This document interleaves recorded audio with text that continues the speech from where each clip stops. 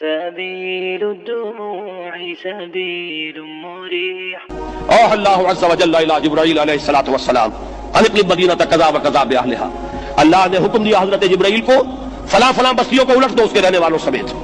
قال فقال، حضور نے فرمایا اس پر حضرت جبرائیل نے عرض کیا بارگاہ خداوندی میں، ان فیھا عبدک فلانا لم یعصک طرفۃ عین. پروردگار اس بستی کو الٹ دوں، اس میں تو تیرا فلاں بندہ بھی ہے جس نے کبھی پلک جھپکنے جتنی دیر بھی معصیت میں بسر نہیں کی. اب آپ اندازہ کیجئے، یہ جو ہے نا اپنے آپ کو رگڑنا اور مانجنا اور پوری زندگی رگڑنے میں اور مانجنے میں لگا دینا. ہم بعض بزرگوں کے تذکرے میں سنتے ہیں اتنے اللہ والے تھے کہ ان کا گھوڑا بھی کوئی مشکوک دانہ نہیں کھاتا تھا، اور وہ خود جو ہے وہ انگریز کی عدالت میں بیٹھے ہوئے اور انگریز کی نوکری کر رہے تھے. یہ ہے وہ میکروسکوپک اور مائکروسکوپک کا عدم توازن. طاغوت کی چاکری کر رہے ہیں، انگریز کی ملازمت کر رہے ہیں، انگریز کے قانون کی تنفیذ کے اندر اعلی کار بن رہے ہیں، لیکن ذاتی تقویٰ اور ذاتی نیکی اور ذاتی للہیت جو ہے اس کا معیار یہ ہے کہ ان کا گھوڑا بھی مشکوک چارہ اور مشکوک کھانا نہیں کھا سکتا. یہ ہے وہ عدم توازن، اس کو نوٹ کیجئے گا، جس کو کہ اس حدیث میں محمد رسول اللہ صلی اللہ علیہ وسلم نے واضح کر دیا کہ حضرت جبرائیل عرض کرتے ہیں کہ اللہ فلاں بستی کو الٹ دوں، اس میں تو تیرا فلاں بندہ بھی ہے جس نے پلک جھپکنے جتنی دیر بھی معصیت میں بسر نہیں کی. ذاتی نیکی کا اب اس سے اونچا کوئی مقام کوئی شخص مجھے اگر بتا سکے تو میں اس کا مرید ہو جاؤں گا.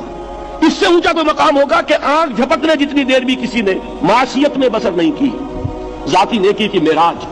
لیکن حکم کیا ہوا بارگاہ خداوندی سے؟ قال فقال، حضور نے فرمایا اللہ تعالیٰ نے حکم دیا جبرائیل کو اقلب علیہ وعلیہ، الٹو اس بستی کو، پہلے اس بدبخت پر پھر دوسروں پر. کیوں؟ فإن وجهه لم يتمعر في ساعة قط، اس لیے کہ اس کا چہرہ کبھی میری غیرت میں سرخ نہیں ہوا، اس چہرے کا رنگ نہیں بدلا.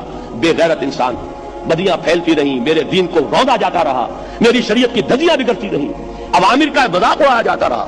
نواہی کے لیے دنیا کے اندر جن چیزوں سے میں نے روکا اس کے لیے فلسفے تراشے گئے، اور یہ لگا رہا مست رکھو ذکر و فکر صبح گاہی میں اسے. یہ سوائے ذاتی اپنے اس اصلاح کے اور ذاتی تقویٰ کے اور ذاتی نیکی کے اور ذاتی عبادت گزاری کے یہ میدان میں نہیں آیا، اس کا خون نہیں کھولا کبھی، اس کے چہرے کا رنگ متغیر نہیں ہوا، لہذا یہ دوہرا مجرم ہے. یہ ہے وہ تصور جو یہاں پر نوٹ کیجئے.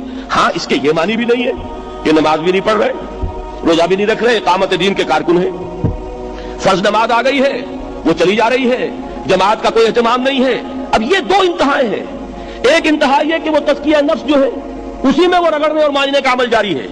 ایک یہ کہ اس کا سرے سے کوئی تعلق ہی نہیں، اپنی ذات سے بحث ہی نہیں.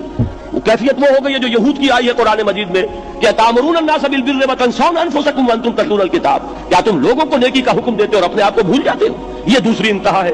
پھر وہی بات عرض کروں گا، وہی بال سے زیادہ باریک اور تلوار کی دھار سے زیادہ تیز راستہ ہے جس پہ چلنا ہوگا کہ نہ یہ ہو کہ وہ مبالغہ ہو رہا ہو، اپنی ذاتی اصلاح میں تو مبالغہ کی حد تک آگے جا رہے ہیں، اور دوسرے یہ کہ اپنے دین کی تبلیغ و اشاعت، اقامت دین کی جدوجہد، اس کا کھانا ہی نہیں کھولا زندگی میں، وہ کھاتا ہی نہیں کھلا.